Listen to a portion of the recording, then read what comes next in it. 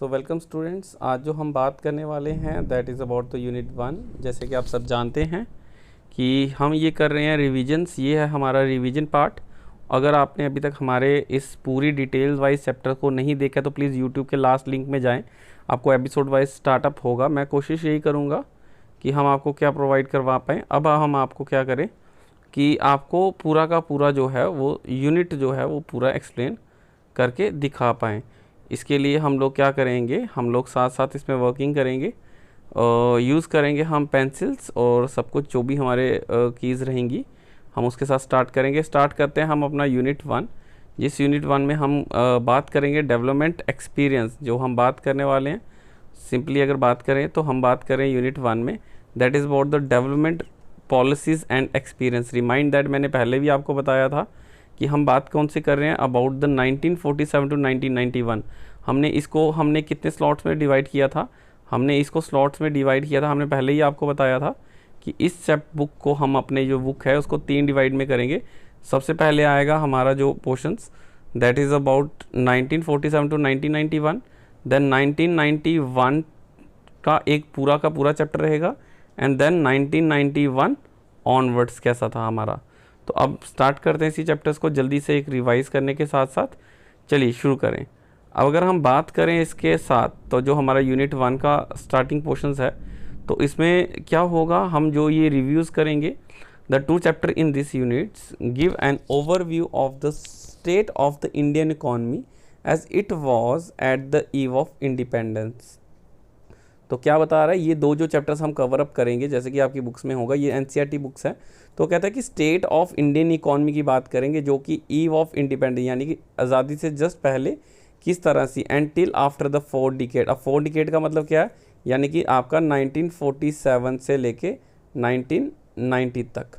तो 1990 तक आपको ये सब कुछ बताया जाएगा। And this mean that the government of India had taken a series of step such as establishment of planning commissions, announcement of 5-year plans and the overview goals of the 5-year plan. Remind that आपका lesson number 1 और lesson number जो 2 है ये दोनों इसी में cover up किए जाएंगे। चलिए अगले अगर हम प्रोसीड करें इसमें तो हमारा आता है सबसे पहले Indian economy on the of the eve of independence. अब बात करेंगे हम इसके अपने लर्निंग ऑब्जेक्टिव्स की। अब लर्निंग ऑब्जेक्टिव्स की अगर मैं बात करूं स्टूडेंट्स तो इसमें 2 चीज़ें पढ़ने वाले हैं। सबसे पहले जो हम पढ़ेंगे that is become a familiar with the state of Indian economy in 1947 the year of Indians independence, यानी आज़ादी के टाइम पे इंडियन इकॉनमी की जो थी हम उसके बारे में फैमिलियर होंगे। और सेकंड जो हम पढ़ेंगे that is understand the fact of under development and stagnant of the economy. हम बता चुके हैं हमारी इकॉनमी कैसी थी, अंडर डेवलप्ड थी और स्टेगनेंट थी। तो क्यों रीजंस थे, क्या फैक्टर्स थे, क्या फैक्टर्स ऐसे रहे हमारे जिसकी वजह से हमारी इकॉनमी क्या थी, अंडर डेवलप रह गई। चलिए प्रोसीड करें आगे। इसके बाद अगर हम स्टार्ट करेंगे अपने चैप्टर्स तो सबसे पहले इसमें आती है हमारी इंट्रोडक्शंस। और इंट्रोडक्शंस की अगर हम बात करें तो इंट्रोडक्शन में क्लियरली मेंशंस है that the primary objective of this book is the Indian economic development is to familiarise with the basic feature of the Indian economy. Indian economy के जो आपका बेसिक फीचर है उसके बारे में फैमिलियर करना है ड्यूरिंग द 1947। इसी के साथ अगर हम बात करें तो हम क्या बात करेंगे इसमें, साथ हम बात कर रहे हैं इसमें इंट्रोडक्शंस की जिसमें हम बात करने वाले हैं about the structures of India's in the present day economy is not just the current making, it is the root step the history. तो डेफिनेटली इसकी क्या रही है, हिस्ट्री रही है। जहाँ से हम आज अपने प्रेजेंट डे पे चल रहे हैं वैसा जो था वो 1947 के टाइम पे 15 अगस्त 1947 के टाइम पे नहीं था। सो इंडिया वॉज क्या था, ruled under the British rule which was latest for the 2 century before India finally won the independence on 15 अगस्त 1947। सो इसके बाद अगर हम बात करें यहाँ पे अगर मेन जो हमारे टॉपिक्स हैं, सबसे पहला जो हमारा टॉपिक निकल के आएगा यहाँ से the very first one is about the low level of economic development under the colonial rule. समझाने की ज़रूरत नहीं है, मैं पूरा डिटेल में नहीं जा रहा हूँ। अगर आपने डिटेल में देखना है तो आप प्रीवियस वीडियो देख चुके हैं। ये सिर्फ और सिर्फ आपको ओवरव्यू दे रहा है एनसीईआरटी बुक का। तो एनसीईआरटी बुक्स अभी आपने परचेज़ नहीं किया, अगर आप रिफ्रेशर्स से भी चलते हैं तो उससे भी आपको काफ़ी हेल्पफुल रहने वाला है। सो कैसा था इकोनॉमिक डेवलपमेंट, तो क्लियर है यहाँ पे अगर इकोनॉमिक डेवलपमेंट की बात करें तो कैसा था, वो लो था। अब लो इकोनॉमिक डेवलपमेंट की अगर हम बात करें इसमें, तो किस तरह से लो था, तो हम वही बात करें that India had an independent economy, sorry, India had an independent economy before the advent of the British rule. Through the agriculture was the main source of livelihood for most of the peoples, yet the country economy was characterized and the various kind of manufacturing activities. तो देखा जाए तो बहुत सारी activities no doubt हम करते थे। अगर बात करें हम, सिल्क टेक्सटाइल्स थी हमारे पास, कॉटन टेक्सटाइल थी, मेटल था, हम प्रीशियस स्टोन्स पे वर्क करते थे। एग्रीकल्चर नो डाउट एक हमारा मेन ऑक्यूपेशन था ही, उसके साथ साथ हम और भी बहुत सारे ऑक्यूपेशन पे इन्वॉल्व थे। यहाँ पे जैसे कि टेक्सटाइल्स के बारे में बताया गया है, यहाँ पे आप देखें टेक्सटाइल इंडस्ट्रीज इन बंगाल, तो क्या था, तो इसके हम ज़्यादा डिटेल में रूटेडली नहीं जाएंगे, तो आप सिंपली देख लें। इसके हम सारे फीचर्स जो हैं वन बाय वन आपसे एक्सप्लेन करेंगे, उन्हीं फीचर्स के बिहाफ पे हम आपके कंटिन्यू करेंगे। अब बात करें द इकॉनमी पॉलिसी कैसी थी during the pursue bye the colonial government, तो कॉलोनियल गवर्नमेंट के टाइम पे अगर पॉलिसीज़ की बात करें, सॉरी, अगर कॉलोनियल गवर्नमेंट के टाइम पे हम बात करें हम कि किस तरह से पॉलिसीज़ जो थी वो इम्प्लीमेंट की गई, तो उसमें हम कहते हैं कि सर कैसी थी पॉलिसीज़, तो वो कहते हैं कि इकोनॉमिक पॉलिसीज़ जो थी हमारी during the colonial government in India were concern more with the protection and promotion, with the protection and promotions of the economic interest for their home countries, अपनी कंट्री के ज़्यादा हम प्रोटेक्ट और हम promotions में बिलीव करते थे rather than with the development of Indian economy. हम दूसरी कंट्रीज़ को बजाय अपनी इंडियन इकोनॉमी को डेवलप करना चाहते थे। Okay, so such policies brought about the fundamental changes in the structures of Indian economy and transforming the countries into supplier of raw material and consumer of the finish good in the from Britain. तो बड़ी easy सी चीज़ें हैं, इसमें ज़्यादा कुछ भी detailing नहीं है कि जो आपने नहीं समझा है। उसके साथ ही अगर बात करें हम अपने नेशनल इनकम की और पर कैपिटा इनकम की, so obviously the colonial government never made any sincere attempt to estimate the national income and the per capita income. तो ब्रिटिशर्स ने तो बिल्कुल ध्यान नहीं दिया इस चीज़ के लिए, but after a some time जब देश आज़ाद हुआ, during that time Dadabhai Naoroji and the William Digby और कुछ VKRV राव एंड में इसमें sorry 2 minute RC Desai ji ऐसे रहे जिन्होंने आके अपना इंटरेस्ट जो था वो शो किया। It was Rao who estimate the during the colonial period was considered very significant, however most study did find that the country growth of aggregate real output during the first half the 20th century was less than 2%, यानी 2% से भी वो कम की रही थी।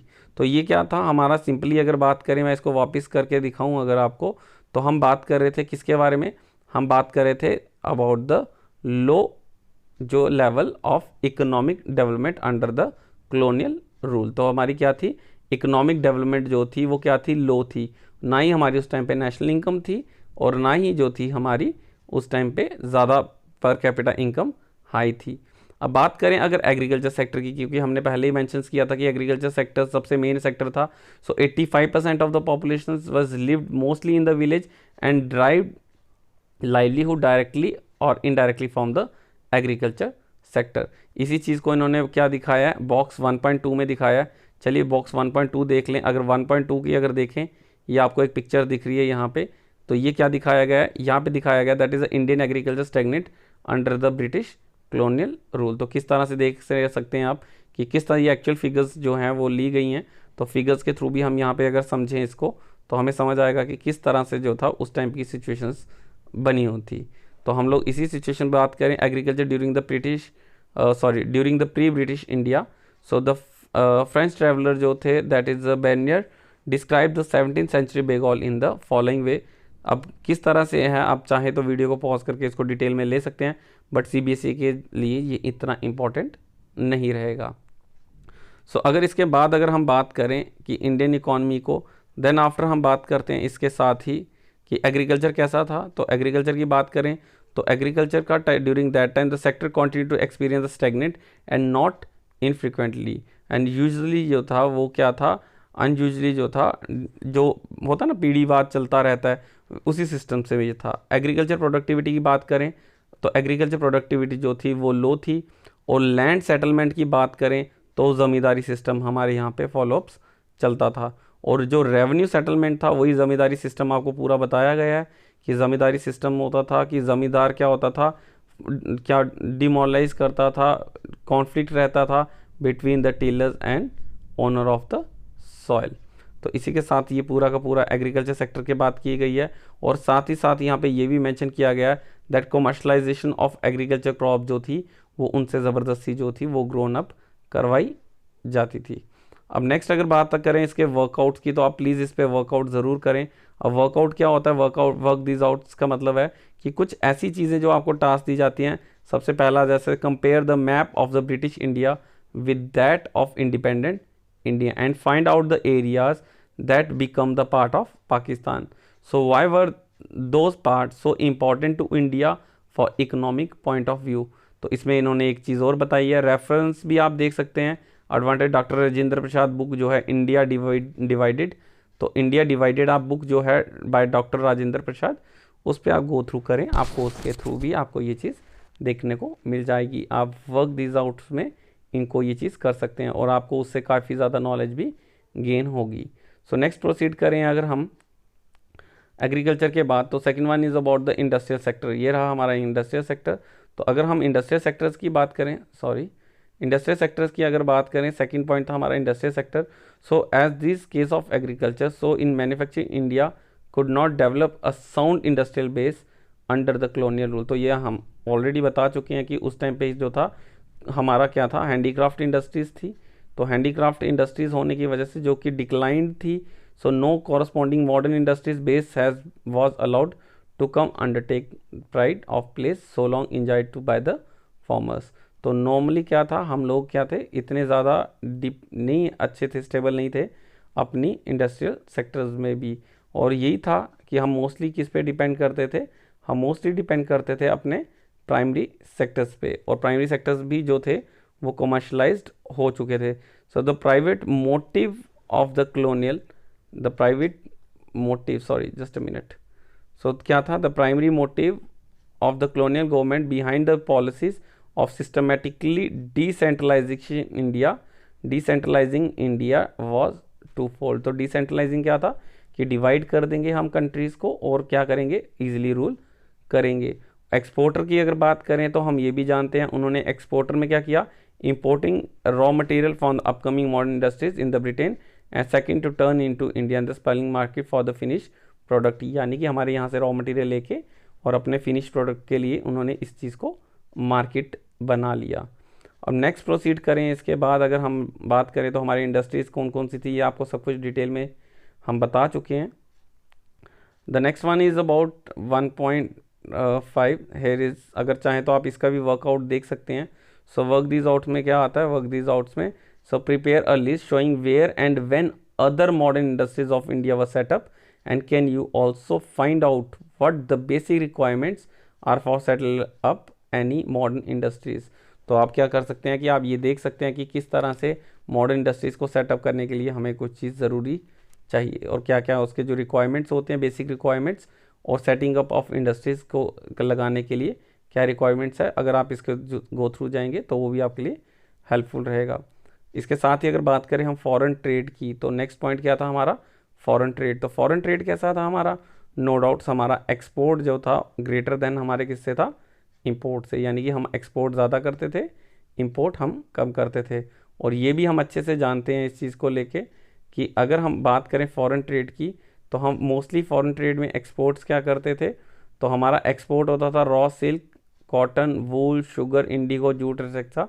और import होता था हमारा finish consumer goods like cotton, silk, woollen cloth, capital goods like machine produced in the factories of Britain. तो जो ब्रिटेन की फैक्ट्री में प्रोड्यूस होता था वो सारी चीज़ें प्रोड्यूस की जाती थी।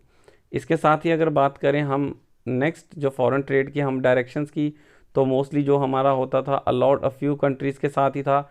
जहाँ पे फ्यू कंट्रीज़ की अगर बात करें हम, तो यहाँ पे क्या था, चाइना, श्रीलंका, पर्शिया यानी Iran, and through the स्वीज़ canal जो ये थी सारी की सारी ट्रेडिंग की जाती थी। चलिए आपको एक फ़ोटो भी दिखा दें अगर नेक्स्ट स्लाइड में। ये देखिए यहाँ पे एक फ़ोटो है, यहाँ पे अगर आप देख पाएँ इसमें, तो यहाँ पे देखिए यहाँ पे क्या दिया गया है, यहाँ पे है हमारा यूके और ये है हमारा इंडिया। और ये जो आप रूट देख रहे हैं, ये जो वाइट ये था हमारा स्वेज कैनाल। और यूके के जो ट्रेडिंग होती थी वो इसी स्वेज कैनाल के थ्रू जो थी इंडिया से किए जाती थी, यानी एक्सपोर्ट और इंपोर्ट जितना भी होता था वो इसी स्वेज कैनाल के थ्रू किया जाता था। तो आप इस फोटो को ध्यान से देख लें।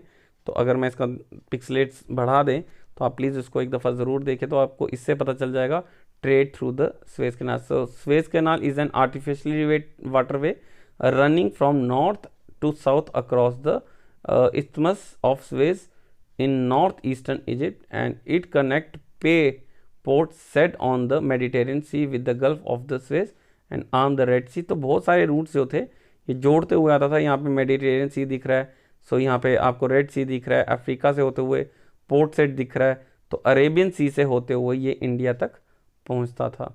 सो ये था सबसे जो हमारा यूके के साथ जो ट्रेडिंग थी उसके बारे में ये मेंशंस किया गया था।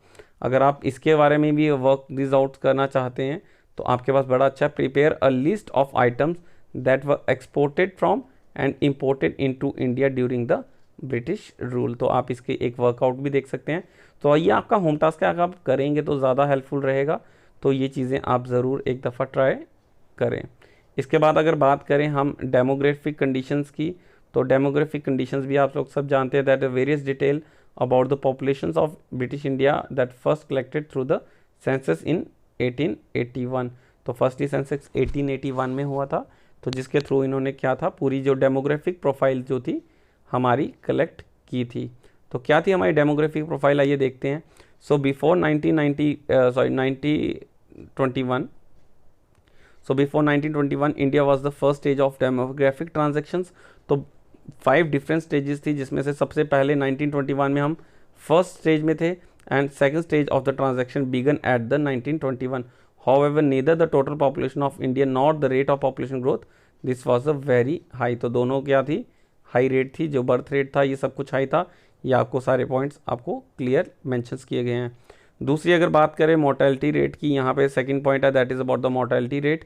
तो जो डेथ रेट थी, जो डेथ रेशियोज थी पर 1000 जो थी वो भी काफ़ी ज़्यादा हाई थी, और ये भी यहाँ पे दिखाती है। Then after infant mortality rate की अगर बात करें तो 218 per 1000 in the constant to the percent and 33 per 1000 जो थी इन्फेंट मॉर्टेलिटी रेट। जो टोटल जो मॉर्टेलिटी रेट की बात करें तो इस तरह से ये इसके डेटाज़ हैं, आपके बुक में भी ये डेटाज़ हैं, प्लीज़ आप एक दफ़ा रिवील ज़रूर करें। लाइफ एक्सपेक्टेंसी की बात करें तो लाइफ एक्सपेक्टेंसी जो थी 44 year in the contrast to the present 69 years. तो किस तरह से ये सारी की सारी इकोनॉमिक डेमोग्राफिक ट्रांजेक्शन्स है उसके बारे में भी इसमें बताया गया। जो नेक्स्ट हमारा था stage that is about the occupation structure. तो मोस्टली जानते ही हैं अराउंड 70 to 80% जो पीपल्स थे वो टोटली रिलाई करते थे किस पे, हमारे एग्रीकल्चर्स पे। And during the colonial period the occupation structure of India that is distributing of the working persons across the different industries and the sectors showed less sign of change। तो जितना आपका demographic profile important है वैसे ही occupation structure भी आपका important है। ये आपका एक छोटा सा फोटो है। A large sections of the society population did not have a basic need. So ये डेमोग्राफी का है। तो आप देख सकते हैं यहाँ पे किस तरह से घर है, कितने सारे यहाँ पे आप घर देखें तो सारे टूटे हुए। ये डेमोग्राफिक ट्रांजेक्शन्स का एक वो मेंशंस किया गया। इसी के साथ अगर हम बात करें वर्कआउट दीज में, so you can also find work this out में that prepare a pie chart for the occupation structures in India at the time of independence. तो पाई चार्ट आपने 11th में किया है, आप इसको कर सकते हैं। और अगर वर्क फोर्स की बात करें ऑक्यूपेशन स्ट्रक्चर में 70 to 75% while manufacturing and the service sector only for the 10 to 15%। ज़्यादातर जो 70 to 75 यहाँ पे दिखाए गए ये एग्रीकल्चर्स हैं, और 10 to 15 to 20% जो थे वो सर्विस सेक्टर और मैन्युफैक्चरिंग में थे। यानी कि 10% आपके किस में थे, मैन्युफैक्चरिंग में, और 15 to 20% आपके थे सर्विस सेक्टर में। तो इससे हमें ये चीज़ पता चलती है। सो ऑक्यूपेशन स्ट्रक्चर्स कैसा था उसके बारे में बताया गया। कहाँ था that part of, just a minute. So यहाँ पे अगर देखें आप तो यहाँ पे मेंशंस किया गया है that is the parts of the then Madras presidencies, that is the area जो कि अभी तमिलनाडु, आंध्र प्रदेश, केरला और कर्नाटका का ये पूरा एरिया जो था इसको क्या कहा जाता था, that is about the Madras presidencies. तो ये था, और था Bengal and Bombay witness a decline in the dependence of the workforce on the agriculture sector. तो कहाँ से एरिया से कहाँ के लोग कितने डेवलप थे या कितने डिपेंडेंट थे, उसके बारे में ये सारी डिटेल्स दी गई है। इसके बाद नेक्स्ट जो हमारा पॉइंट था that is about the infrastructure. तो इंफ्रास्ट्रक्चर की अगर बात करें हम यहाँ पे इंफ्रास्ट्रक्चर, तो इंफ्रास्ट्रक्चर आप जानते हैं हमने मेंशन किया था सोशली और इकोनॉमिकली होता है। So infrastructure basic infrastructure, railway, ports, waterway, post and many others, जो भी बाकी जो हमारे ये तो इंफ्रास्ट्रक्चर्स थे वो भी ज़्यादा डेवलप यहाँ पे नहीं थे। तो इंडियन रेलवे ही एक ऐसा था जिसको कि ग्रो किया गया था बाय द ब्रिटिशर्स, और बाकी जो था वो भी सिर्फ और सिर्फ अपने लिए ही ग्रो किया गया। यहाँ पे भी यही चीज़ बताया, नियर रेलवे स्टेशन क्या था, उन्होंने स्टेशंस को पोर्ट के नियर में बनाया गया ताकि उनके जो मटेरियल्स थे वो जो आगे जो थे वो शिफ्ट किए जा सकते हैं। इसी के साथ आप यहाँ पे फ़ोटो देखें तो यहाँ पे आपको दिखेगा ये वाले rail, that is the first railway bridge linking Bombay with थाना इन 1854।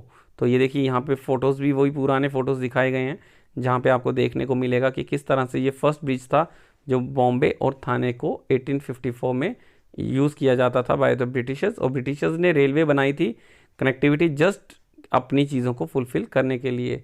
और इसी तरह से जो सोशल इंफ्रास्ट्रक्चर की बात करें तो हमारी जो एयरलाइंस थी जो थी that Tata airlines divisions of Tata and sons was established in 1932 and inaugurated the aviation sector in India। तो ये हमारे यहीं से थी, लेकिन बात फिर भी अगर बात करें हम अपने इंफ्रास्ट्रक्चर की तो बिल्कुल अच्छा नहीं था। और जो भी इंफ्रास्ट्रक्चर डेवलपमेंट की गई लाइक यूनिवर्सिटीज़, कॉलेज, कुछ भी, वो सारी की सारी चीज़ें बनाई गई हमारे ब्रिटिशर्स के through, but for the sake of their own benefit.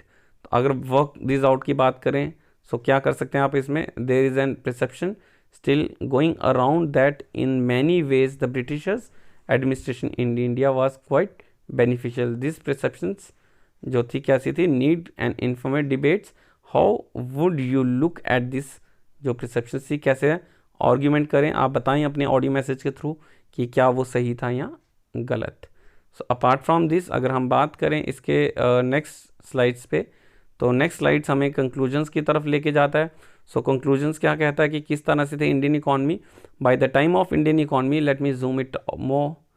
सो अगर बात करें by the time of India won it independence, the impact of the 2 century long British colonial rule was already showing on all aspect of the Indian economy। तो 20 साल तक इसका impact देखने को मिला है। And the agriculture sector already settled with surplus labor and extremely low productivity, and the industrial sector was crying for the investment. Foreign trade was oriented to feed the industrial revolutions in Britain, and infrastructure facility include the farm railway network need upgradations। तो ये सारी की सारी चीज़ें इसमें mentions की गई हैं। तो पब्लिक जो हमारी पॉवर्टी थी, अनएम्प्लॉयमेंट थी, सोशल वेलफेयर, ये सारी की सारी जो चीज़ें डाउन थी। And even the nutshells the social and economic challenges before the country was enormous. तो कैसी थी कंडीशंस, तो ये सारे के सारे आप सब जानते ही हैं। इसके बाद अगर रिकैप की बात करें तो क्या है रिकैप हमारा, the very first one is an understanding the economy before the independence is necessary to know and appreciate the level of development achieved during the post independence period. The under the colonialism हमारे dispensations the economic policies of the government were concern more than the protections and promotions of the British economic interest than what with the need of develop the economic conditions of the colonized country of its people। तो normally ये वही 1 by 1 वही points जो हैं वो हमें repeat किए गए हैं। सो स्टूडेंट्स आप एक दफ़ा इस सब पॉइंट्स को एक रिकैप्चुलेट ज़रूर कर लें। अपार्ट फ्रॉम दिस इसमें ज़्यादा कुछ भी नहीं था, हमारे यही जो बेसिक्स हैं और ये हैं हमारी एक एक्सरसाइज पोर्शन जो NCERT ने हमें दिया है। सो इसमें क्वेश्चन आंसर्स है, कैसे क्वेश्चन आंसर रहते हैं, what was the focus of the economic policies pursued by the colonial government in India, what were the impact of these policies, ये पहला क्वेश्चन है। Name some notable economist who establish India per capita income during the colonial period, तो मैं आपको ये बता चुका हूँ इसके बारे में भी। इसके साथ ही what were the main, third question की बात करें सो थर्ड क्वेश्चन है हमारा, थर्ड क्वेश्चन क्या है, so what were the main cause of the Indian agriculture stagnate during the colonial period. Fourth है name some modern industries which were in operation in our country at the time of independence.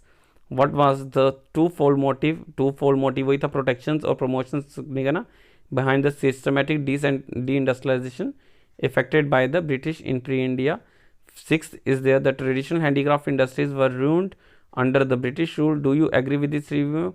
Give reason in support of your answers. Seventh, what objectives did the British intend to achieve through their policies and infrastructure development? Critically appraise some of the shortfalls of the industry policy pursued by the British colonial administration. तो सारे questions आपको देखे जाएं तो वही administration, infrastructure या हमारे agriculture या इंडस्ट्रियल या गवर्नमेंट पॉलिसीज़, इन सब को लेके ही मेंशंस किए गए हैं। तो आई होप ये एक्सरसाइज भी आपके लिए हेल्पफुल रहेगी। यही चीज़ें के साथ अगर हम बात करें सजेशंस, तो आपको इसमें जाने की ज़रूरत नहीं है। रेफरेंस की मैं ज़रूर बात करूँगा, जो बच्चे ज़्यादा डिटेल में थोड़ा पढ़ना चाहते हैं तो many of the books is there. ये जो बुक्स के नाम हैं ये सारे के सारे आप देख सकते हैं, बट जैसे कि आपको TR जैन एंड VK और मेंशंस की गई है फॉर द क्लास 12th, वो सफिशेंट आपके लिए रहने वाली है। सो आई होप ये जो आपकी रिवीजन चैप्टर था आपको समझ आया होगा। सो NCERT के जो वैसे ही हम चैप्टर्स को रिवील करेंगे। आई होप आपको ये सारा का सारा चैप्टर जो था पहले की तरह रिफ्रेश होगा। अब हम लेंगे अपना जो भी आपके रिविजन्स का होगा ओवरव्यूज़। तो डोंट फॉरगेट कि आप उनको भी करें, जो आपको वर्क दिस आउट किया गया है उनको एक दफ़ा ज़रूर वर्किंग करें, थोड़ा सा रिव्यू करें, और क्वेश्चन आंसर्स आपको TR जैन में सारा का सारा मटेरियल मिल जाएगा। सो इसमें कोई भी टेंशन लेने वाली बात आपको नहीं रहेगी। So thank you so much guys for being with us. I hope आपको वीडियो पसंद आई होगी।